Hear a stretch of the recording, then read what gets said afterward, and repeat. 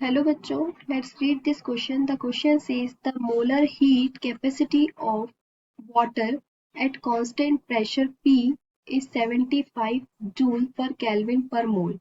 When 1.0 kilojoule of heat supplied to 1000 gram of water which is free to expand, the increase in temperature of water is. ठीक है, तो इस question में हमसे क्या पूछा गया है कि जो मोलर हीट कैपेसिटी है वाटर की एट कांस्टेंट प्रेशर P पे कितनी है 75 जूल पर केल्विन पर मोल है। जब हम 1.0 kilo joule of heat supply अगर हम करेंगे तो हमारे जो 1000 ग्राम्स ऑफ वाटर है वो free free free to expand. So the increase in temperature of water का इंक्रीज टेम्परेचर कितना होगा, यहाँ पे हमको टेम्परेचर कैलकुलेट करना है। तो इस क्वेश्चन में हमारा मेन की कंसेप्ट क्या हो जाएगा, molar heat capacity of water. So first we write the key concept of this question is key concept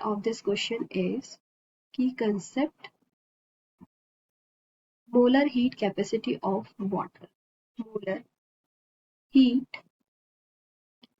capacity of water. Capacity of water.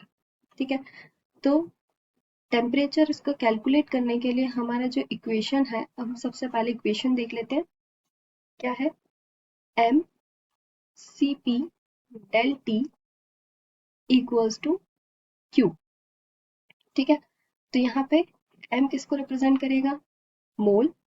Cp की यूनिट क्या हो जाएगी, joules joules per kelvin per मोल।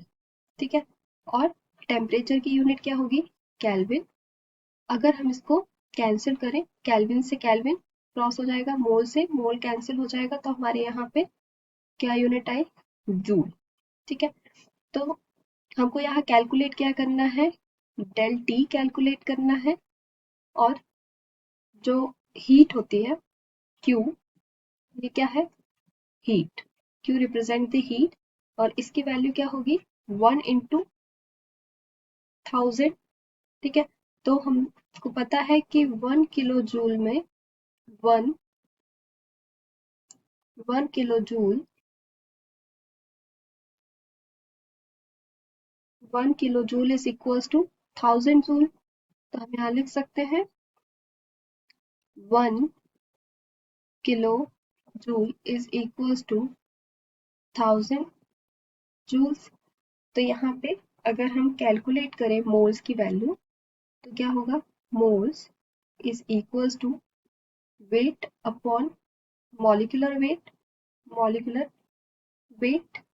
ठीक है, तो यहाँ पे हमें जो Cp की वैल्यू गिवन है वो कितनी है, Cp equals to 75 joules per kelvin per mole. यहाँ m किसको रिप्रेजेंट कर रहा है हमारी इक्वेशन में, moles. Okay, and Cp represent the heat capacity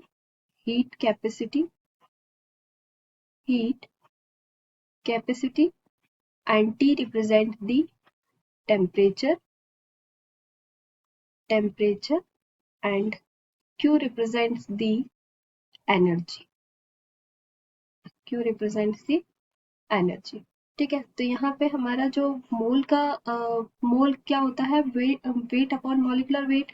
तो हमको पता है कि जो वाटर का वेट कितना होता है, हमें क्वेश्चन में गिवन है 100 grams of water divided by water का मॉलिक्यूलर वेट कितना होता है 80।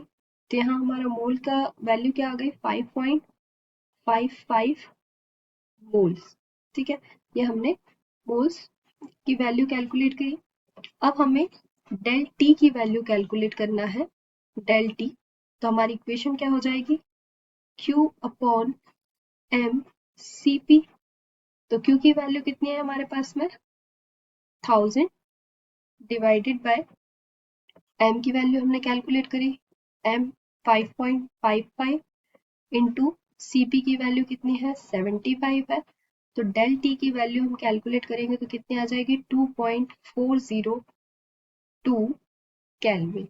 Okay, so this is the answer, and here the correct option is option number second, 2.4 Kelvin is the correct answer.